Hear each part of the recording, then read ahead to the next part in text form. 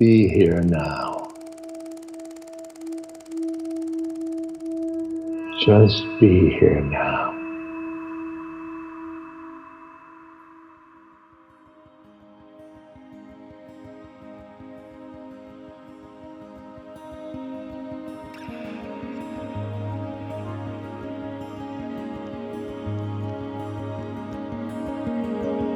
Welcome to the Be Here Now Network guest podcast. This series features talks from a myriad of modern spiritual teachers expanding on how we can all live a life in balance. If you're interested in supporting this podcast, please go to BeHereNowNetwork.com/guest. Good morning. And this idea that the fastest way from A to B is to be completely at A is I find through a very simple practice that I like to do. I do it in meditation a fair amount of time. I do it in meditation when my mind is has other ideas besides meditating and being present, being at A. And that is I say to myself the word here, H-E-R-E. And I just say it. And then in saying the word here, then I kind of, in a sense, kind of open myself up, my awareness up, to notice what appears here, right here and now. And then without the idea, hopefully without the idea that anything has to be any different. And so then sometimes I notice my body, what's happening in my body, maybe tension or something. I might be noticing my breathing sometimes. Sometimes I notice the sounds around me. Sometimes I notice that I'm thinking a lot. Sometimes I notice that I'm not here very much. I'm mostly somewhere else. I'm there and then mind, not here and now mind. So I notice what it's like here to have a mind that's caught up in there and then. And then I say it again, here. And I say it again, here. And it's not the here of a command to a dog, but it's the here of kind of like hearing, like, listening. Kind of, here, what's the here? A little bit like permission to be here, a reminder, what is this now? And if I do that enough times, kind of a rhythm of here and then kind of open to what appears, and then again. And a lot of what I notice is the mind being busy or agitated. That's when I find it most useful to do this. And then here is a person thinking about the future. Here is a person thinking about the past. And then what's it like to be thinking about the future? I mean, not the causes and conditions of it so much, but what does it feel like to be thinking about the future? Then I'm here. Then I'm in the present moment. And after doing that for a while, my mind seems to settle. The sand settles. And then I tend to be here more, and then maybe I'll stop doing the here thing, and I'll just maybe stay with my breath or stay focused in some other way. I like this word here because it gives a lot of permission for me to be as I am at that time.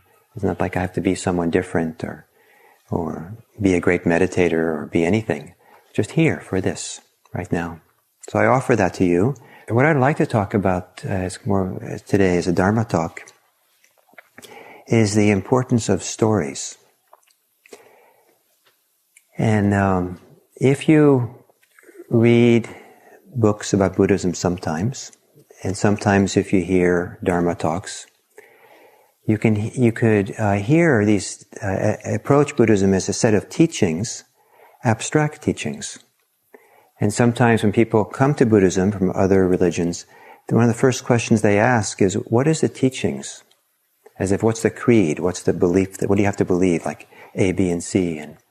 And Buddhism doesn't have A, B's, and C's, but it has 1, 2, 3s, and 4s, and 5s, and 6s, and 7s, and a lot of lists that can seem somewhat abstract. And if you can engage in the 4 Noble Truths, the 5 Hindrances, the 7 Factors of Awakening, and pretty soon, I think, you could get the sense that, this Buddhism is pretty intellectual. It's all about the mind.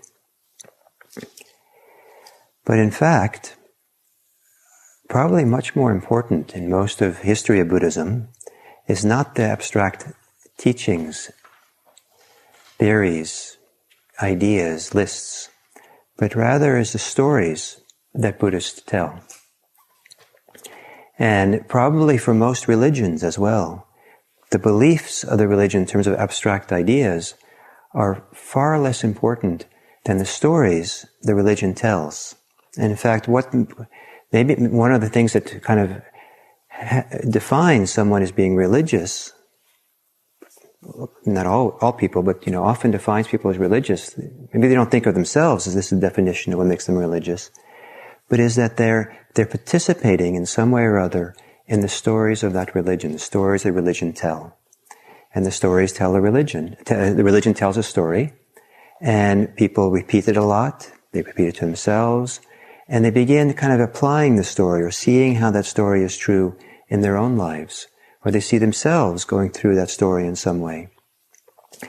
And that part of being religious on a path, like Buddhism, could be, if you'd like, is to listen to the teachings, the stories that Buddhism teaches, and not hold them at arm's distance as something other from your life, but to consider how does this relate to your life? How are you playing out the same story in some way? What is a story, and what does a story mean for you? But what it means is not something abstract. It's nothing that I could tell you what it should mean. You have to engage the story to find the meaning for you. And if you engage in a story, like you engage in a poem, maybe every time you engage, something new appears, something new understanding, new depth, new wisdom happens. And so in the Buddhist scene, we tell stories. The Buddha was a great storyteller. He told a lot of stories. And in fact, some of the key experiences of his life are repeated as stories that we repeat to this day. The Buddha himself, when he looked at some of the key experiences of his life, told it not in the abstract, like this, I saw the Four Noble Truths, which he did say at times, but he also said, I saw the Four Noble Truths because and then he told the story of how he came to that. Stories are important. So I want to share you a little bit some of the classic stories of Buddhism and tell them in a particular way of today. It could be that rather than what's important in Buddhism or religions is the story, maybe what's more important is the storytelling. Because it's in the storytelling that we discover ourselves today. So I might tell you a story, but it's how you tell the story to yourself that is important. And I've been teaching long enough to know that what I intend to get across when I'm teaching is not what necessarily people hear. And because it's quite rich, because we take it all in and we process it and we relate it to ourselves and our lives and our experience, and the meaning becomes something different. So it's in the storytelling. And I'm sure that you'll tell stories, you'll listen to these stories and have your own telling of them. But maybe you'll find yourself in these stories. So I'd like to start the stories with the end of the Buddha's life. He died when he was 81 years old. And we don't know much about the story of the end of his life. And it seems like the people who recorded the teachings of the Buddha weren't that interested in the story of his life. So they didn't kind of record it in a kind of concise way. But if you piece some of the evidence together, when the Buddha was 80 years old, he was residing in his home country, the foothills of the Himalayas. And he had a friend.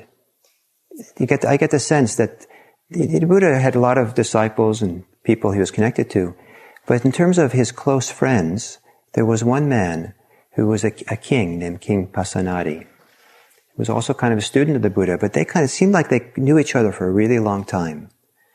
Maybe they even knew each other when growing up, because they were the same age. Both of them were 80.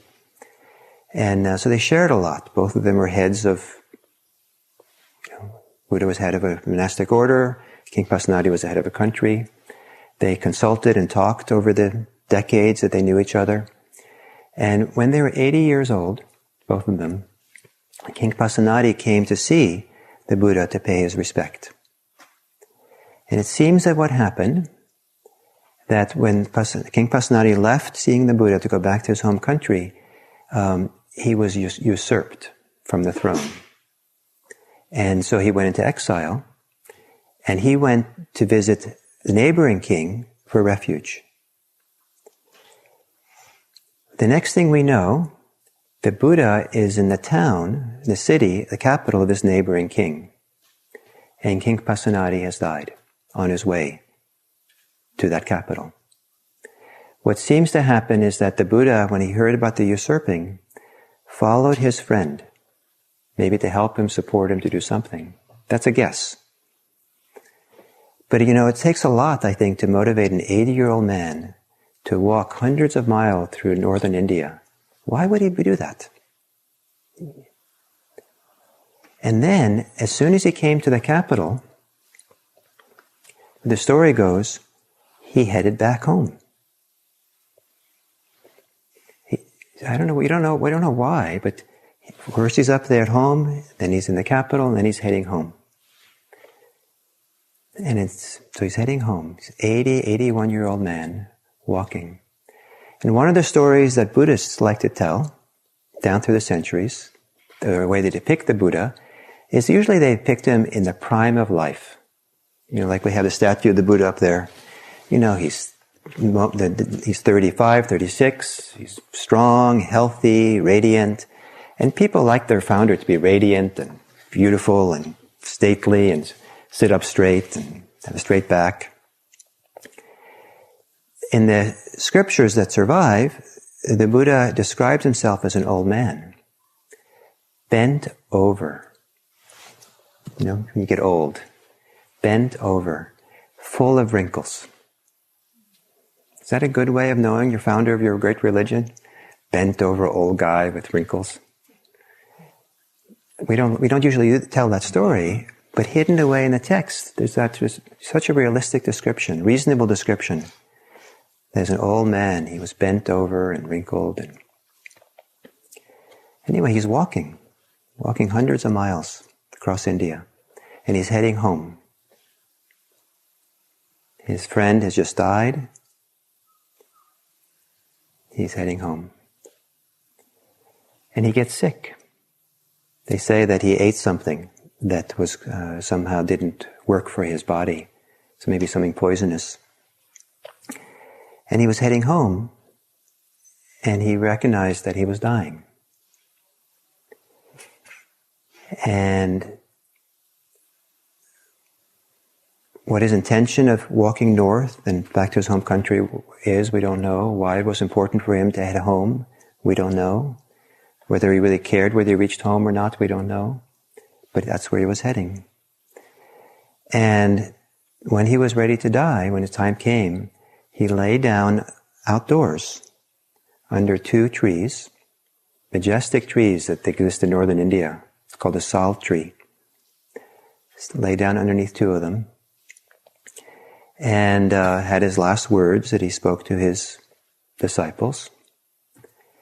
And then he closed his eyes, and he touched back in to that experience he had as a 6-year-old, when he sat underneath the rose apple tree, the sense of well-being, peace, joy, collectedness, subtleness, that he remembered when he was 6. So he touched into that again. And then what he'd learned in the course of his own practice was that he could go further with that experience of settledness and collectedness and well-being. And so he followed that deeper, that he knew. He followed that path of deeper peace and well-being. And when he came to the place of the same place of equanimity and peace, deep settledness and stillness, from which he saw freedom, from which he experienced freedom, in that place, he seemingly let go fully and let himself pass away. One of the things in telling the story this way is the Buddha didn't make it home. He was heading home, he didn't make it. He died first. Is that meaningful? Maybe if you tell the story a certain way, understand it a certain way. It's meaningful for me as I tell the story today because you don't know if you're going to make it home. We don't know if we have plans, ideas, aspirations for our lives. Maybe it would have been kind of perfect for him to maybe had, to complete his life where he began it. But the Buddha couldn't finish it, didn't finish his plans, wasn't able to. He didn't make it home. Isn't that a powerful story? Didn't make it home? Idea. But even so, he died peacefully. He died at ease. He died feeling quite content. The story goes, he felt satisfied with having established his teachings, established his followers in the teachings and in freedom. He was satisfied and at peace with himself. And this juxtaposition of not getting home, but feeling at peace and settled, I think to me is quite an interesting, because can we ever find ourselves in our lives perfect? Will our story ever be complete and perfect? Will it ever be just right? I don't know. But what the Buddha discovered is that even if a story can't be right, we can be at peace with that. We can find some inner, deep, abiding sense of well-being. But it wasn't always that's the case for the Buddha. And so one of the stories that the Buddha tells, or Buddhism tells about the Buddha, maybe it was a myth. We actually have no record of the Buddha telling the story, and it appeared later in Buddhism about himself. And that is that the Buddha was sequestered growing up because his father didn't want to have him see the human condition and the full challenges of the human life. So the Buddha lived kind of in palaces. He lived in, like maybe the equivalents of the walled suburbs of Palo Alto or Beverly Hills, or where you don't see what goes on in the wider world. And it's easy, I think, for many of us growing up in this culture here, to one way or other live not so connected to the full range of what this life can be about. Whether you're privileged life, where you don't see the poverty of our life around us, or don't see sickness, old age, and death. For me, the first time I saw someone who had died was not in my ordinary life here in America, but was when I was 11 years old and I was traveling with my parents in Nepal, in Kathmandu. And back then in Kathmandu they had only one asphalt street in Kathmandu, which I don't know how many, it was like 4 blocks long back then. It was kind of stepping back into distant time almost. And I saw there a young girl. I was told she was a young teenager, 13, 14 years old, wrapped in a blanket, being carried by a group of adults down to the riverbank to be cremated. So that was the first time I encountered something like that. It wasn't until I was 28, the next time, that I saw someone who passed away. It's easy in our society. I know someone who didn't see a dead person, until she was 45 years old. Kind of amazing, right? And then only because she went to work as a chaplain in a hospital. And so in the emergency, she saw someone. So the idea of being, not seeing the fullness of life. And then there's people who see too much of that kind of fullness of life, but they don't see other parts. There are children who grew up in inner cities of the United States who've never been out in the woods, never been to the ocean. It's a big deal for them when someone finally brings them along and shows it to them. I wish there's a lot of people in our society, just in the Bay Area, who could have the experience of coming to Spirit Rock and seeing this. That'd be kind of wake up. They don't need to see sickness, age, old, and death. So the story goes that the Buddha lived sequestered. cut off. He was cut off from the fullness of life. He didn't really live a real life because he was kept from it. And somehow he managed to get himself out of the walled palace. And out of the walled palace, he saw for the first time at the age of 26, sickness, old age, and death. He saw a sick person, but he didn't know what it was, a sick person, so he said to his companion, "What's that?" And the companion said, "That's a sick person. And it's the nature of everyone sooner or later to get sick." And then they saw an old person. The Buddha said, "What is that?" It's an old person. It's the nature of everyone to get old, to age. And then they saw a dead person. The Buddha said, "What is that?" And he was told the same thing. And this story is so important of the Buddha leaving the palace and seeing these sights, that they're recorded in our tradition as being the heavenly messengers, divine messengers, to see these things. They're so important because for the Buddha, he saw something very significant about the nature of this life that he had ignored, hadn't seen, and it woke him up. It motivated him. And then he saw the fourth messenger. And the fourth messenger was a renunciant, someone who had renounced the ordinary life and was walking through the streets, and he had a calm bearing, peaceful bearing. And the Buddha said to his companion, "Who's that?"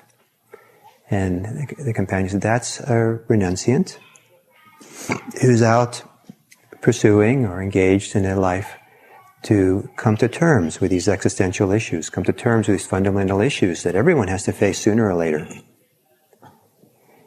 And the Buddha then decided that he would do that as well. Here in the modern West, this story, for many people, the way they tell the story to themselves, when the Buddha left his family, a newborn child, his wife, that, he was a no good, what's it called, the dad who leaves? Deadbeat. What? Deadbeat.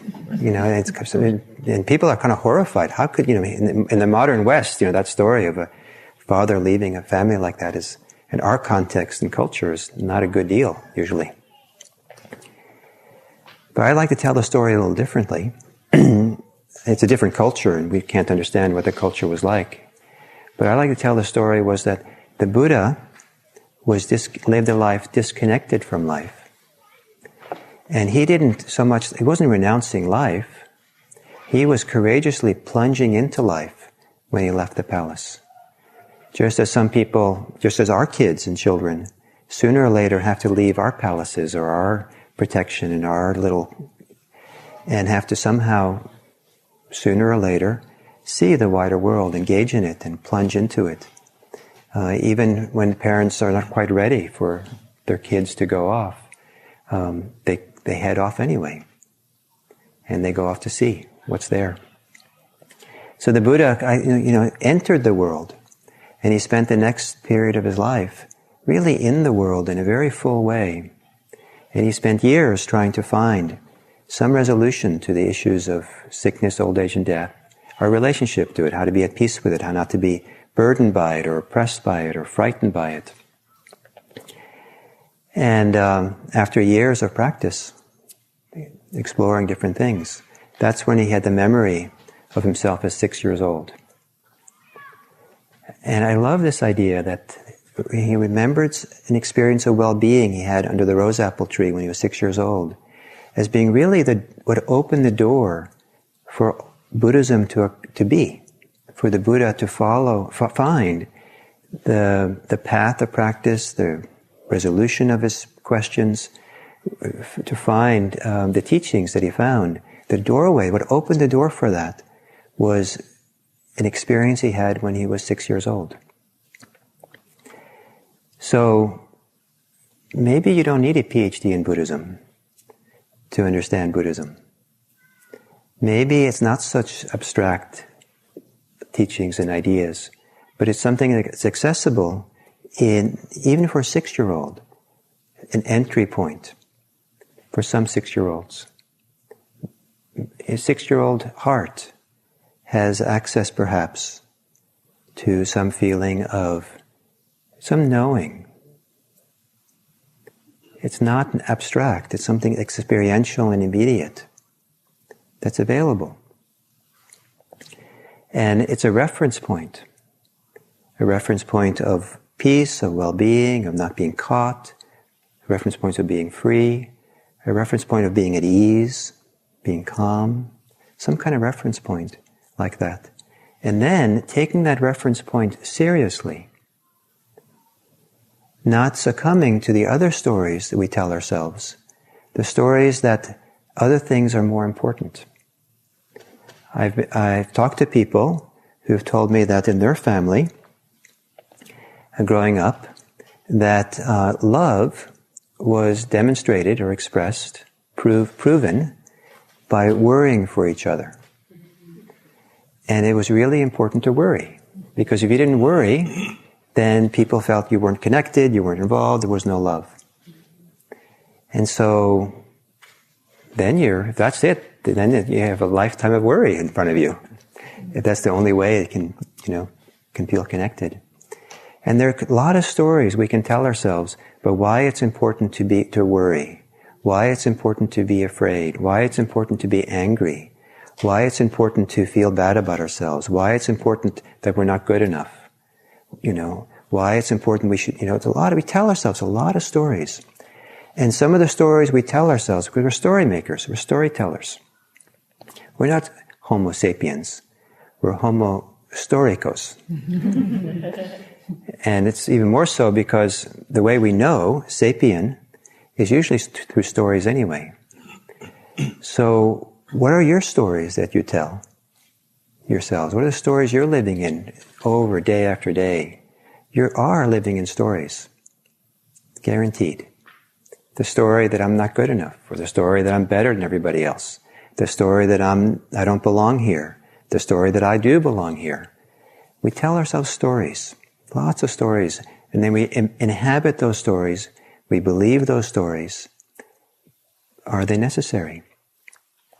And so one of the stories that Buddhists can explore is to have a reference point of peace, well-being, ease, calm, something like that. Doesn't have to be much. And use that to ask the question,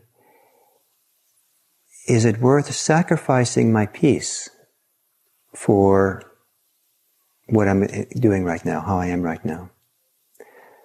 What is worth sacrificing your well-being, your peace, your calm for? What do you sacrifice it for? What do you give it up for? And then to look at that more deeply. What's the story you're telling yourself that says that it's worthwhile and appropriate to give up your well-being and peace at this moment? I mean, it's so simple as, such a mundane, simple example that maybe you all recognize. And that question can be when you drive your car.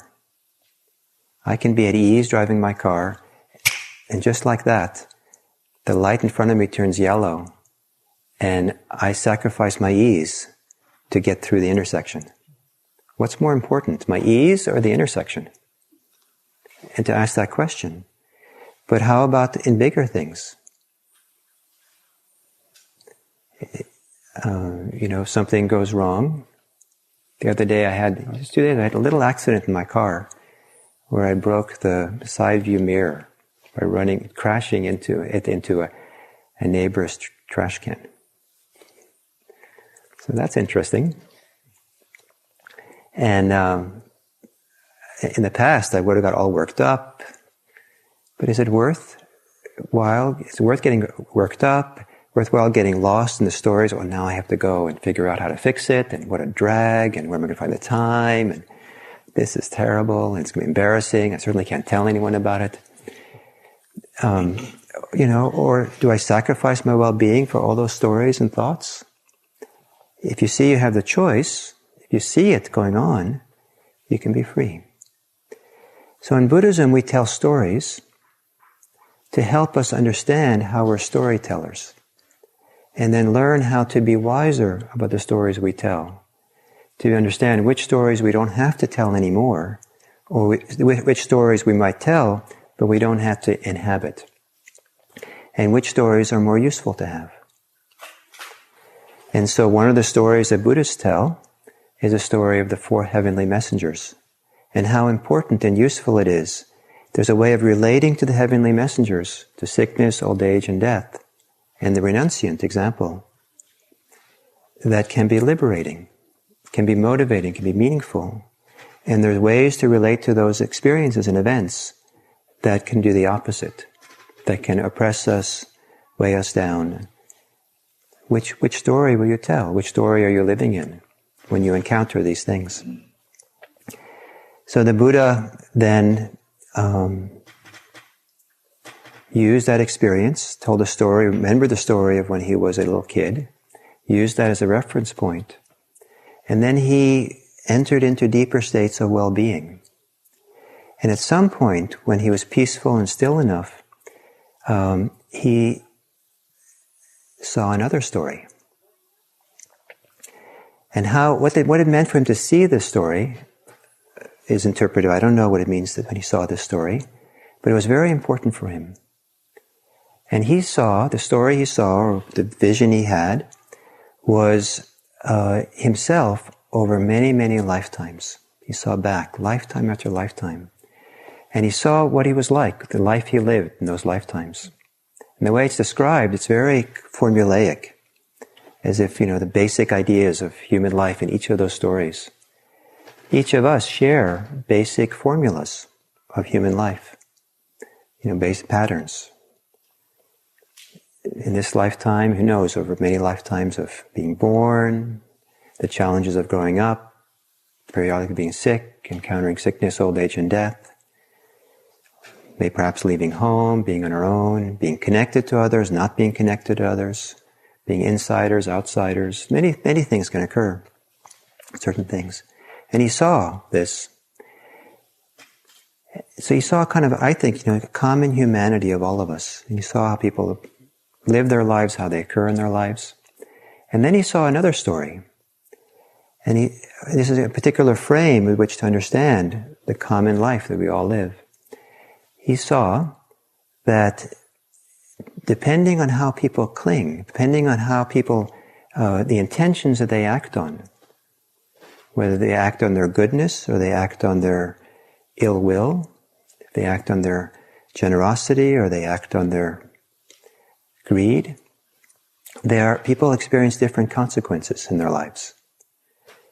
And that was really a key when he started seeing that the quality of the inner mind, the intention that the mind has huge consequences on our well-being. And when he saw that, then, only then, did he see the Four Noble Truths. Then he saw that yes, if you look deeply into the mind and see this common experience of human life, if you really can sit quiet and still and look deep into the roots of the mind, you can see that if you cling, you will suffer. And if you let go of that clinging, that suffering will fade away. And that was what liberated him, that deep insight. Because I guess what happened then when he saw that, then he was able to let go of his clinging. And when he let go of his clinging, then he was able to live fairly peacefully the rest of his life. So peacefully that when he died peacefully. And as you know, there are religions in this world that put a lot of emphasis. A huge part of the story of the religion is how the founder dies. And I think, we don't tell that story of the Buddha dying enough, I think. It's such a great story, example. This is one way to die, one way to live a life, to die peacefully. And I'll end with a story, a true story that I encountered here at Spirit Rock. It has to do with parenting and encountering the heavenly messengers and the story you can tell yourself and how consequential it is. I've been teaching here for a number of years, and there was a woman who came on retreat, nice practitioner. We had good teaching-student rapport. It's all very nice. And then at some point, she got cancer. So went through treatments and all that, and didn't know how it was going to turn out. But at some point, it was kind of clear that she was going to die. We didn't know how long she had, but that was the direction it was taking. But, I think this is the big but, she had a child who was something like 11 years old. So that's a big challenge. You know you're dying and you have a child who's 11. And she was really angry. And she did a lot of work. She really tried to live and tried to cure herself. But at some point it was clear. She came to a retreat here and it was clear. This was where she was going. We didn't know how long she had anymore. And she was really angry. Reasonable enough. So then I told her that how she died was going to have an impact on the life of her child for the rest of the child's life. If she died angry, that was going to set a condition for the child's relationship to life and relationships and many things for the rest of their life. And if she died peacefully, in an authentic way, that would create a very different condition for her child. And when I told her that, you could see her light, some kind of light go on in her eyes. And then some months later, her husband told me that she had died. She died at home, in bed. And when she died, with her husband and her child there with her, when she took her last breath, the child went with her father outside into the garden and got a flower and brought the flower back and put it on the mother's chest. And I thought, this is good. She was able to do her death in a way that hopefully worked well enough. Different condition if you died kicking and screaming and yelling and angry. She had a different story, she told herself. She encountered the messenger in a way, and she was motivated. So here in Buddhism, we tell ourselves a story of the heavenly messengers, story of reference points, important reference points for peace and freedom and well-being, stories of using those reference points to enrich our lives, to fill our lives, to find freedom in our lives, and stories of coming to terms with the really common experiences of our life, that it's never going to be perfect. The Buddha didn't make it home. And if we're looking for our happiness and well-being and having everything in our life be perfect and work out, then perhaps we don't give the best teachings that we can to our children. And perhaps the best teachings we can give to our children is how we are when things don't work out the way that they should, or we wish they did. But we discover that there's something else here. There's freedom. There's an open heart. There's compassion. There's love. There's letting go and finding a way of being at ease with this life as it is.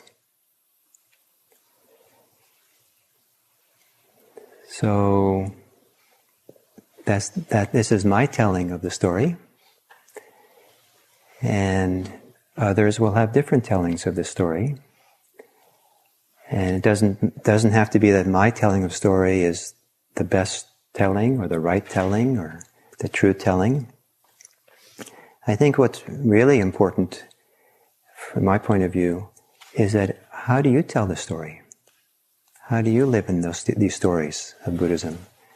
And how do you live it in different days? And how do you use this as a reference point for your life? You can use other reference points. But if you're engaged in Buddhist practice, and this is a very important tradition for you to be practicing in, you might see about becoming a better storyteller. a more frequent storyteller, until such a point you also see through the storytelling mind and discover the freedom that's also beyond telling stories.